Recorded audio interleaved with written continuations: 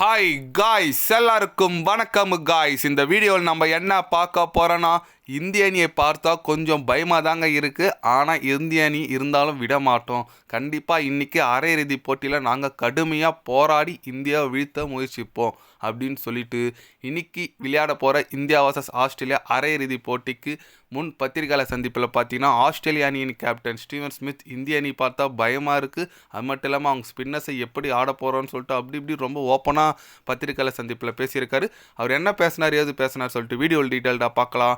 அதுக்கு முன்னே நீங்கள் நம்ம சேனலுக்கு புதுசாக வந்திருந்தீங்கன்னா ஒரே ஒரு சப்ஸ்கிரைப் மட்டும் பண்ணிவிட்டாங்க, வீடியோக்குள்ளே போகலாம்.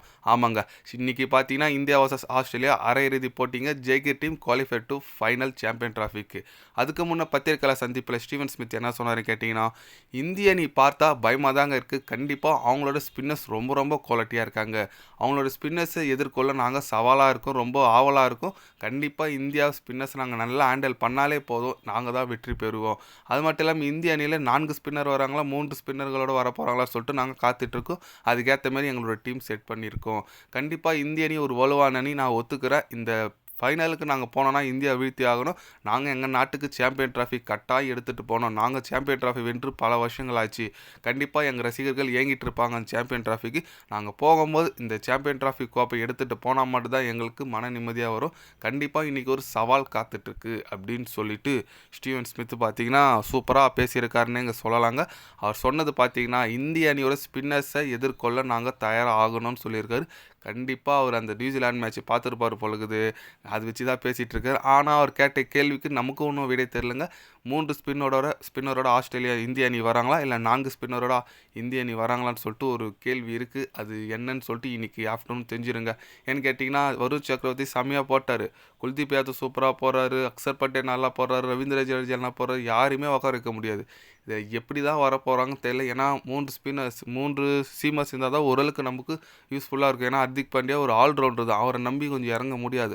அதனால் கண்டிப்பாக இன்றைக்கி இந்திய அணியோட பிளேயிங் லெவல் எப்படி இருக்குன்னு சொல்லிட்டு ஒரே குழப்பத்தில் இருக்காங்க. பட் ஆஸ்திரேலியாவும் கண்டிப்பாக ஒரு நல்ல ஒரு டீம் தாங்க. நமக்கு சவால் கண்டிப்பாக இருக்குது இன்றைக்கி.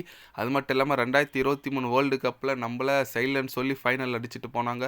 அதுக்கு பழி வாங்குமா இந்திய அணி அப்படின்னு சொல்லிட்டு நிறைய ரசிகர்கள், இந்திய ரசிகர்கள் கேள்வி எழுப்பிட்டு வந்துட்டுருக்காங்க. கண்டிப்பாக இன்றைக்கி வெற்றி பெற்றால் சம்பவம் இருக்குது. பாகிஸ்தான்கிட்ட வெற்றி பெற்றுமே அதோட சந்தோஷம் இன்றைக்கி அதிகமாக இருக்கும். ஆஸ்திரேலியா வின் பண்ணால் பார்க்கலாங்க. நம்ம இந்திய அணி இன்றைக்கி பழி வாங்குறாங்களா சொல்லிட்டு பொறுத்து வந்து பார்க்கணும். வாங்குறாங்களே இல்லை, வாங்கி ஆகணும். பாகிஸ்தான் அடித்ததெல்லாம் ஒரு பெரிய அடி கிடையாது. ஆஸ்திரேலியா அடிக்கணும், அதுதான் முக்கியம். ஆஸ்திரேலியா அடிச்சுட்டு ஃபைனல் போய்ட்டால் ஃபைனல் எந்த டீமாக இருந்தால் அடிக்கலாங்க. அந்தளவுக்கு இந்தியாவுக்கு செம்ம கான்ஃபிடென்ட் வந்துடும். பார்க்கலாங்க, பொறுத்து இருந்து இன்றைக்கி எந்த மாதிரி பர்ஃபார்மன்ஸ் பண்ணுறாங்கன்னு சொல்லிட்டு.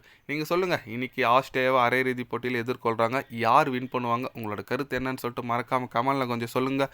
இது போன்ற ஸ்போர்ட்ஸ் யூஸாக தெரிஞ்சுக்கணுன்னா சேனலை சப்ஸ்கிரைப் லைக் ஒன்று பண்ணிக்கிங்க. கண்டிப்பாக கிரிக்கெட் பற்றி day by day channel update வரும். மறக்காமல் சப்ஸ்கிரைப் மட்டும் கொஞ்சம் பண்ணி வச்சுக்கோங்க. நன்றி, வணக்கம்.